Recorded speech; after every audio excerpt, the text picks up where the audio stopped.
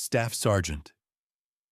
Lydia Cross stood at the fringe of hostile territory deep in the Colombian jungle, binoculars pressed to her eyes as she watched four armed cartel gunmen drag her closest friend, Sergeant Ava Brooks, hands bound behind her back, blood streaming down from a head wound, into a fortified compound roughly 300 meters away. The counter-narcotics mission had collapsed in chaos. Their patrol had been ambushed, the unit scattered, and Ava had been left behind. When command ordered them to hold position, intelligence promised a rescue team within 48 hours. But Ava didn't have that long. The cartel was infamous for executing captured soldiers within a day and uploading the footage for the world to see.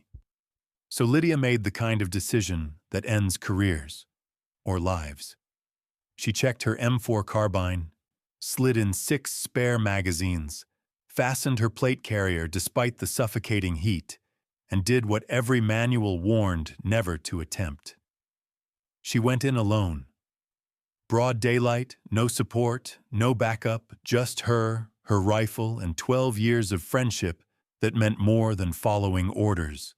Drop a comment and hit subscribe, because what happened over the next 6 hours would become a classified legend about what one soldier will do when the person she loves most is in enemy hands. The Colombian jungle was a living nightmare that seemed designed to kill you in 1,000 ways. The air was so thick with humidity, you could almost drink it, turning each breath into work and every step into a struggle against exhaustion. The temperature hovered near 95 degrees even beneath the triple canopy, where sunlight pierced in scattered shafts, lighting up drifting clouds of insects. Sweat soaked through Lydia's uniform within minutes, burning her eyes, slicking her hands. Mosquitoes swarmed in relentless clouds, carrying diseases that could flatten the strongest soldier. The ground was a tangle of roots, vines, and rot that snagged boots and hid venomous snakes. Above, howler monkeys bellowed territorial warnings. Birds screamed in alien voices, and the constant insect drone built a wall of sound that could either betray you or conceal you depending on how you moved. Lydia had been awake for 30 hours straight, the adrenaline from the ambush and escape now fading fast. But she refused to stop, not while Ava was still breathing somewhere inside that compound. At 31, she was a career soldier, 12 years in uniform before women were officially allowed in combat. She'd forced that door open through grit and talent, proving herself one patrol at a time. Average height, lean from hauling 70 pounds of gear daily, dark blonde hair tied in a tight bun beneath a sweat-streaked helmet, gray-blue eyes sharp and wary, the kind of eyes that belonged to someone who always assumed danger was near. Her M4 felt like an extension of her body after more than a decade of use. She'd zeroed it hundreds of times, knew exactly how it would shoot in any condition, trusted it more than anyone. 6 magazines in her chest rig plus 1 in the rifle, 210 rounds total. Her sidearm, a Beretta M9, 2 extra mags, 3 fragmentation grenades, 1 smoke, 2 flashbangs, a combat knife, first aid kit, water, and no radio. She'd left that behind on purpose. If command couldn't reach her, they couldn't order her to stand down. The compound holding Ava looked like textbook narco fortification. Tall concrete walls modeled in jungle greens, a reinforced metal gate, guard towers at 2 corners, and a flat roof stacked with sandbags for overwatch. The cartel had turned that compound into a regional HQ, a fortress meant to repel rivals or state forces, and Lydia had been watching from a concealed perch about 500 meters out for the past hour, tallying guards, noting patrol patterns, sketching a mental layout while swatting off mosquitoes. She counted 14 armed men, 4 fixed guard towers, 2 flanking the main gate, and 8 fighters moving inside the yard, all carrying AK-47s or AR-15s that were clean, well-maintained, and handled like military gear. These weren't street thugs. These were sicarios, cartel enforcers with real training. Maybe ex-Colombian special forces who'd sold their skills for cash. They moved with tactical discipline, kept weapon discipline, and covered fields of fire properly, which made the situation brutally simple. One soldier against 14 trained fighters in daylight, on enemy ground, with no backup, textbook suicide by the book. Standard protocol said regroup, call command, wait for a deliberate rescue with proper force, use intel and air support. But Ava didn't have time to wait for a checklist. Lydia had met Ava Brooks 8 years earlier on their first deployment to Afghanistan, and they'd become unlikely friends. Ava, loud and warm and from Texas, who smiled at everyone. Lydia, quieter and inward, who preferred her own company, but they bonded on midnight guard shifts, talking about family and future plans, and on long patrols, where the only relief was each other's company and the kind of trust that forms when you know someone will keep you alive. Ava had pulled Lydia from a burning APC after an IED 3 years back, dragging her out with shrapnel in her own legs and carrying her 50 meters to cover under fire while ammunition cooked off in the flames. Lydia had later carried Ava 2 kilometers to medevac after Ava took AK rounds in a Taliban ambush, refusing offers from others because she trusted no one else with Ava's life. They'd traded dreams in quiet moments. Ava wanted to teach kids who had no chances. Lydia wanted to open a coffee shop. Mundane plans that felt absurd when people were trying to kill you, but real enough to hold on to. Now Ava was probably being questioned, maybe tortured, definitely running out of time inside that compound. And Lydia had chosen. She was going in. The approach posed the biggest risk. 500 meters of jungle separated her from the target, and while that distance provided cover, the cartel had cleared a 50-meter perimeter around the compound to create a daylight kill zone where any exposed approach would be met with concentrated fire from towers and walls. Those last 50 meters would be lethal unless Lydia forced them to focus elsewhere. She studied the northern approach and found a break. The clearing was uniform on 3 sides, but a stream cut near the north wall, its banks steep and choked with vegetation. Coming to within 30 meters of the compound before angling east. If she hugged the banks, she could stay hidden from overwatch, but she still needed a diversion to pull guards' attention away. 200 meters west, jungle rose into a low hill with good elevation and sightlines to the western wall and main gate. If she staged something there first and created the illusion of an attack from the west, the guards would orient toward that threat. Basic infantry tradecraft. Fix the enemy's gaze, then strike from another axis. Lydia moved west, melting through undergrowth, staying low where vines and leaves hid her, every footstep deliberate. Jungle concealed her, but also punished silent movement. So she picked her path to avoid snapping branches, slid through vines without rustling, and froze when a twig might betray her. 20 minutes later, she reached the knoll and found a fallen tree that gave perfect cover, clear sight to the compound, and good concealment from the jungle behind. The cartel had raised that compound into a regional HQ, a fortress built to repel rivals or government raids, and Lydia had watched it for an hour from a hidden position about 500 meters out, counting personnel, mapping patrol routines, and sketching the layout in her head while mosquitoes attacked.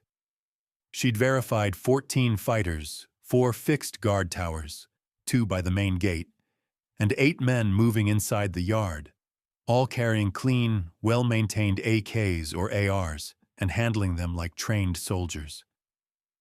These weren't street-level thugs, but sicarios, cartel enforcers with military discipline, maybe ex-special forces who'd sold their skills, moving with tactical drills, maintaining weapon discipline, and covering sectors properly, which made the reality blunt. One soldier versus 14 trained fighters in daylight on enemy ground was textbook suicide. Protocol demanded regrouping, calling command, waiting for a planned rescue with proper force and intel and air support. But Ava didn't have 48 hours.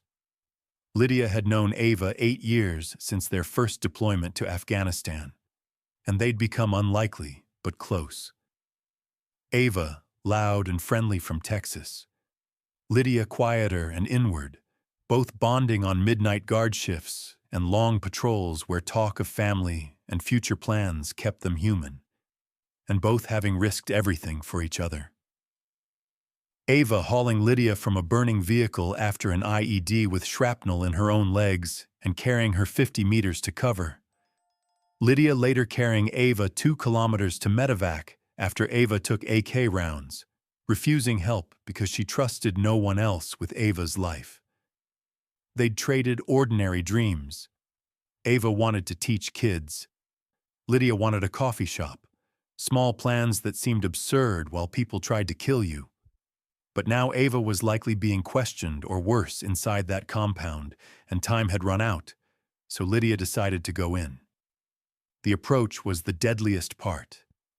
500 meters of jungle offered cover, yet the cartel had cleared a 50-meter perimeter to form a daylight kill zone, where any exposed approach would draw concentrated fire from towers and walls. Those final 50 meters would be lethal unless Lydia forced them to look elsewhere.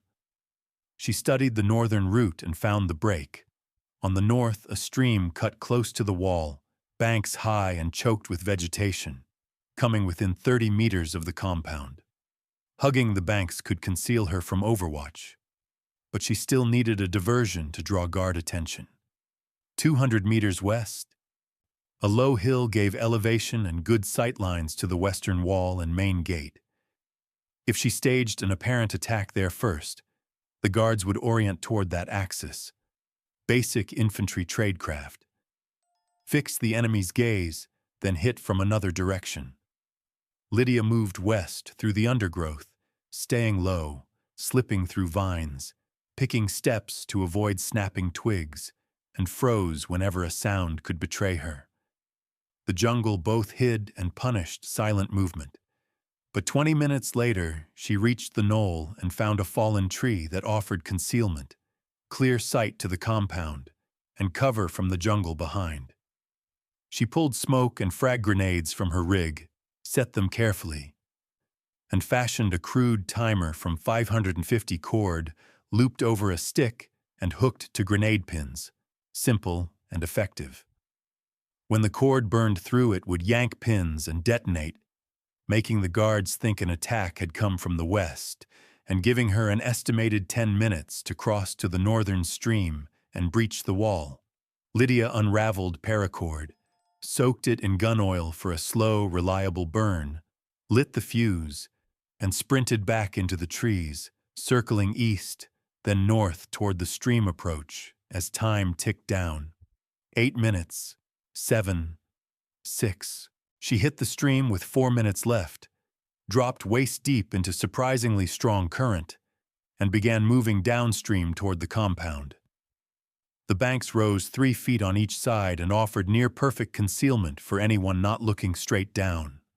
The brown, sediment-rich water cooling her and masking her passage even though it was likely contaminated. 3 minutes. 2. Where the stream neared the wall, 30 meters of open ground separated bank and compound. Guard towers scanned sectors with practiced discipline, so any movement across that gap would be spotted instantly.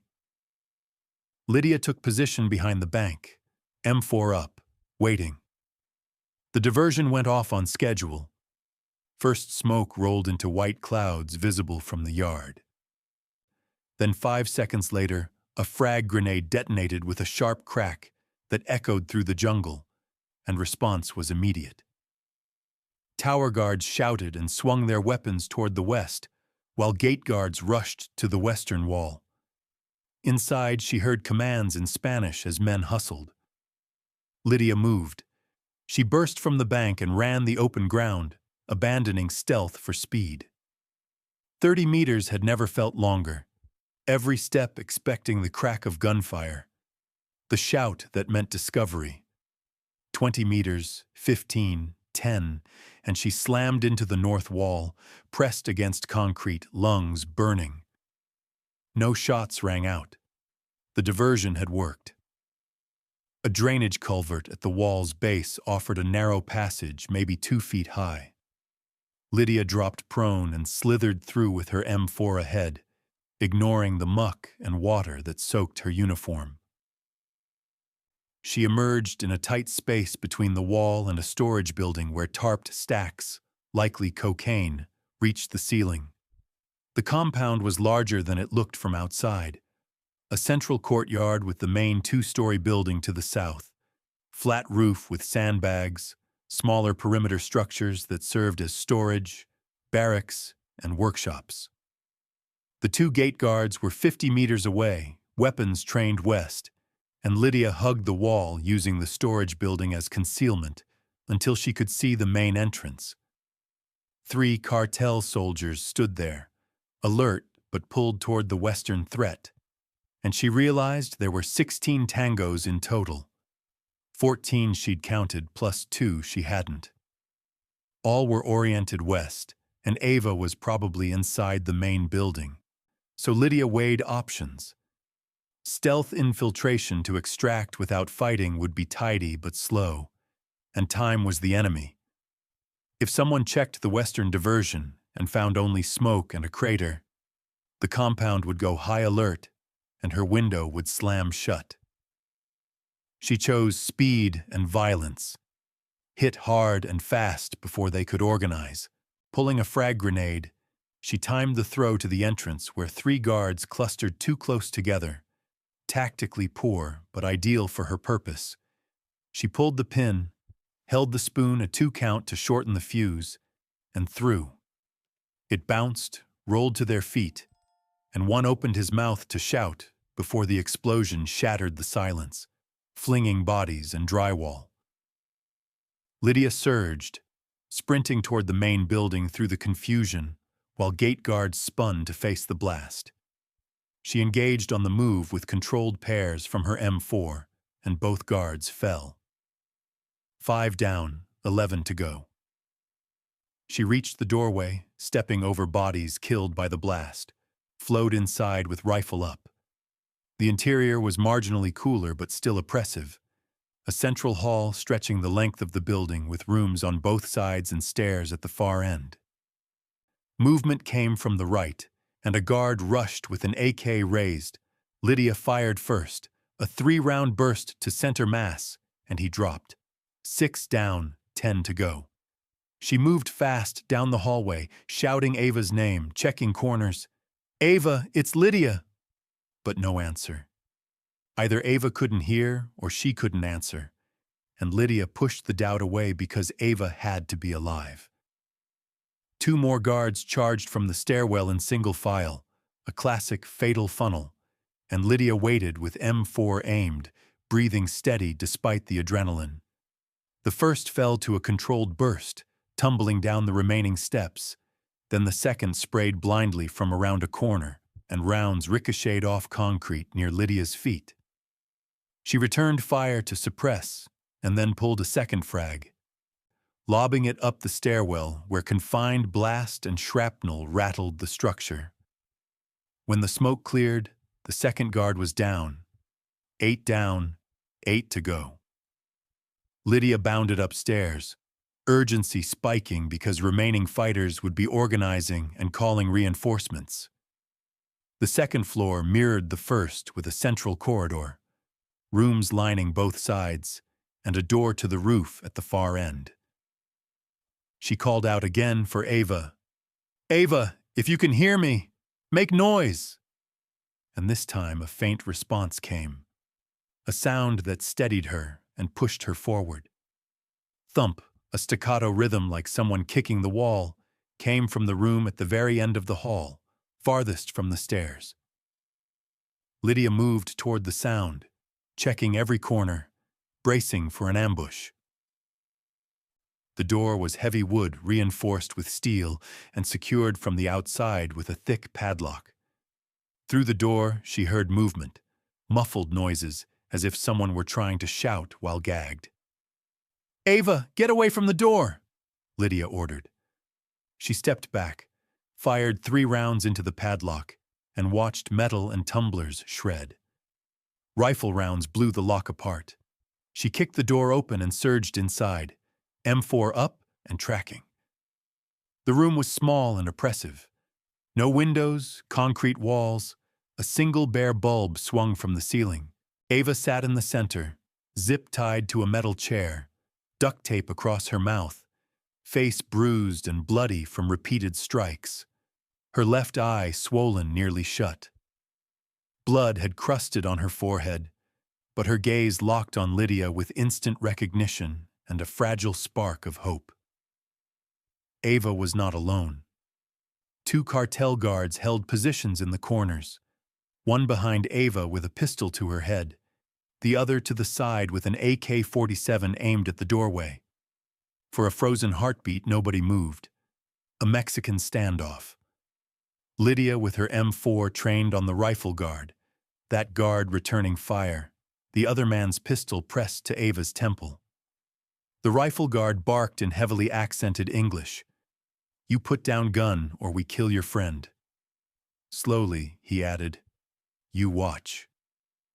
Lydia's mind ran scenarios at lightning speed.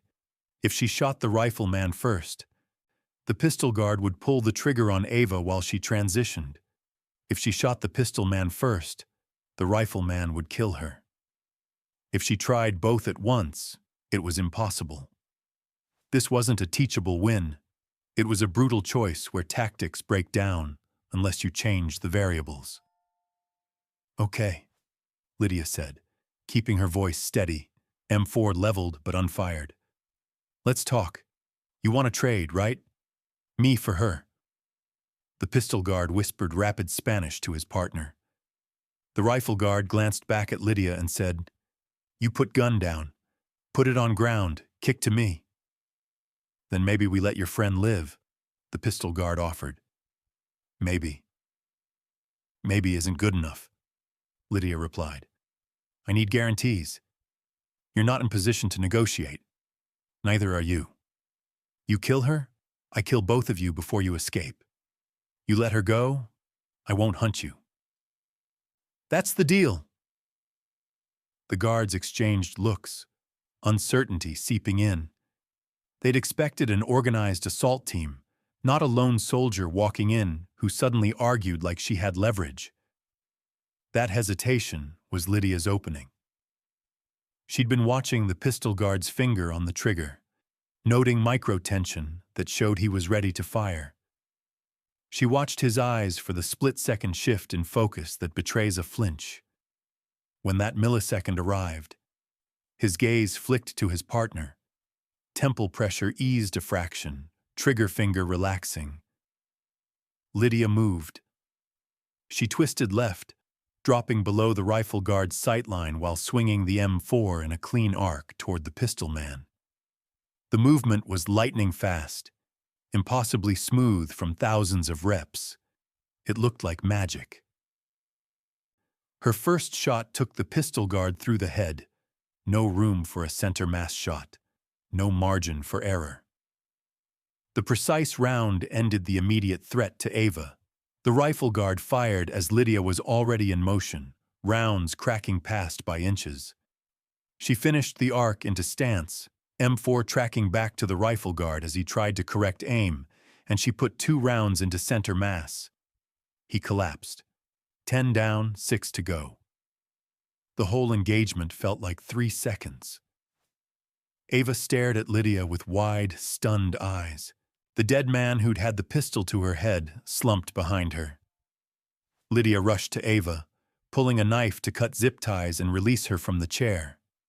Ava's wrists were raw and bleeding from the plastic cuts.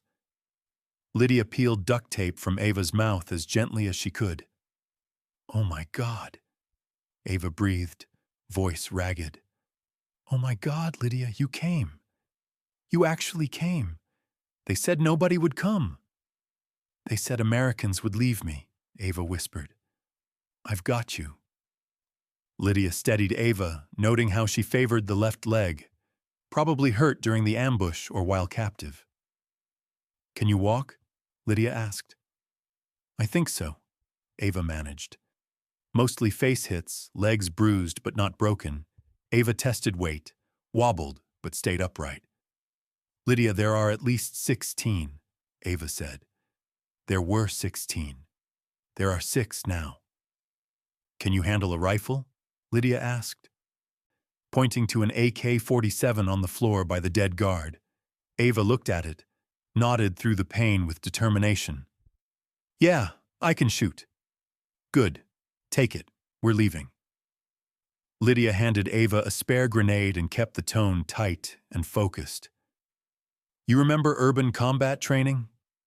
Every day since basics, room clearing, bounding overwatch, covering fire," she said, and Ava nodded, steeling herself to move.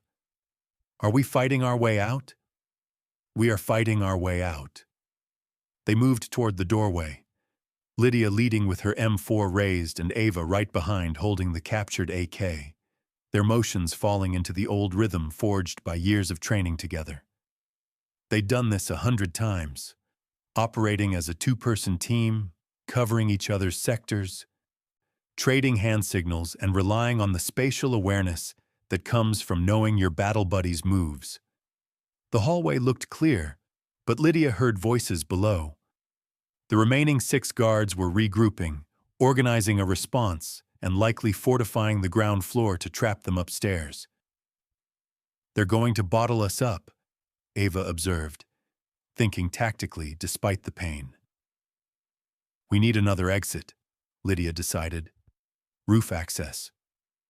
They pushed to the metal door at the hall's end, and Lydia shot the lock off, kicked it open, and found a narrow stair leading up to a flat concrete roof ringed with sandbag positions. The cartel had planned that roof for defense, and while the corner towers were unmanned, the roof gave elevation and sight lines into the jungle beyond the walls. Options, if risky. "What's the plan?" Ava asked, checking the AK. "We hold till they come up, hit them hard when they rush, then break for the north wall through the drainage culvert," Lydia said. Ava smiled despite blood and bruises. "Terrible plan, but it's the plan." They didn't wait long. Boots pounded the stairs, and Spanish voices coordinated an assault as the 6 came up together instead of trickling in. Lydia pulled her last frag, held the spoon, and said, "When it goes, we move immediately. You left, me right, clear the roof, then run for the wall. Don't stop. Don't engage unless you must." Ava nodded. "On your mark." Lydia tossed the grenade down the stairwell, counted 1, 2, and the building shook as the explosion filled the stairwell with smoke, shrapnel, and screams. "Go, go, go," she barked, and they flowed into smoke and chaos. Bodies tumbled on the stairs, at least 3 down from the blast, while 3 more staggered, shaken but still fighting. Lydia engaged first while moving with 3-round bursts, and Ava fired the second with the AK, the unfamiliar recoil managed by sheer determination. A third guard, the furthest downstairs, fired wildly in panic. His rounds went wide as both returned fire. 13 down, 3 to go. They hit the ground floor and moved fast. Ava limped but kept pace on willpower. The remaining 3 were somewhere regrouping inside or outside.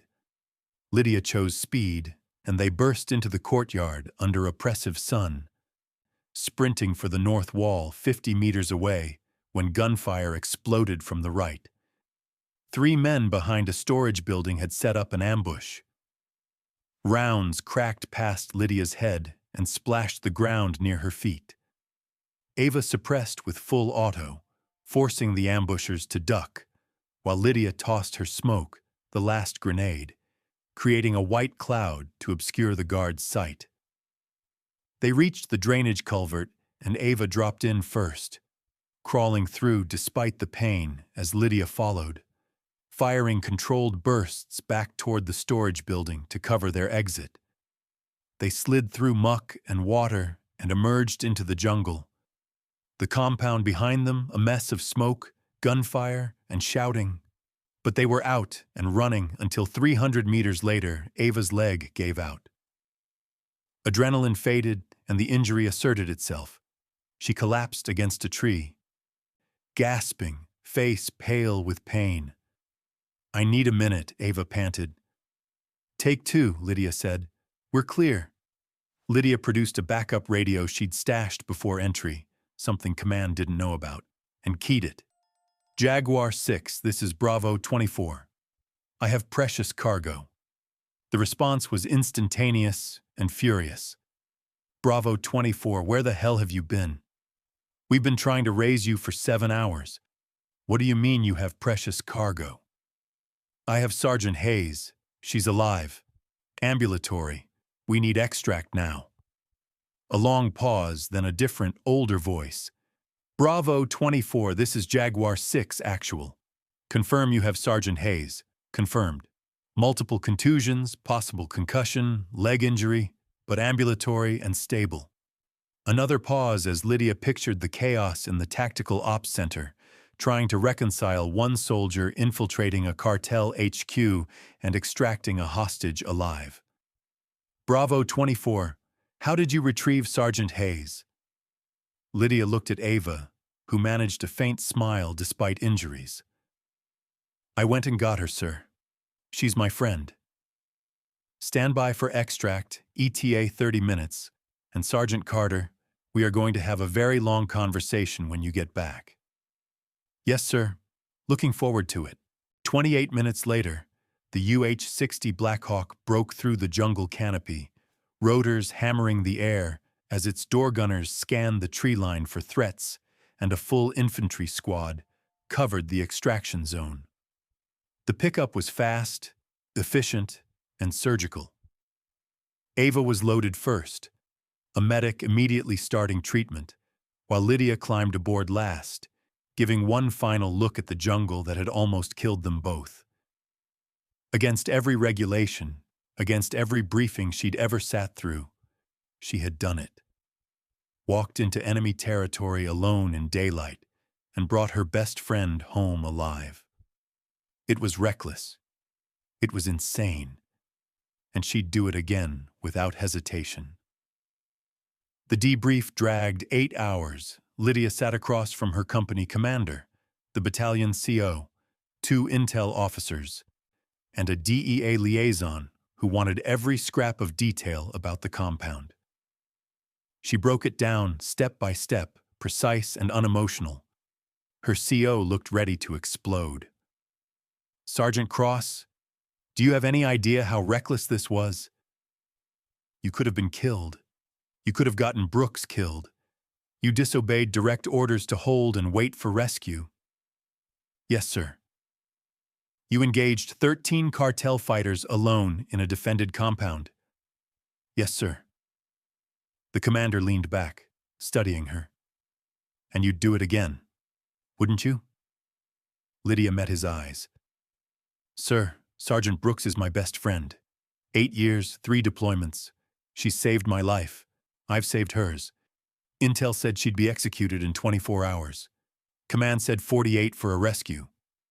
The math didn't work, so I went and got her." The battalion commander repeated quietly.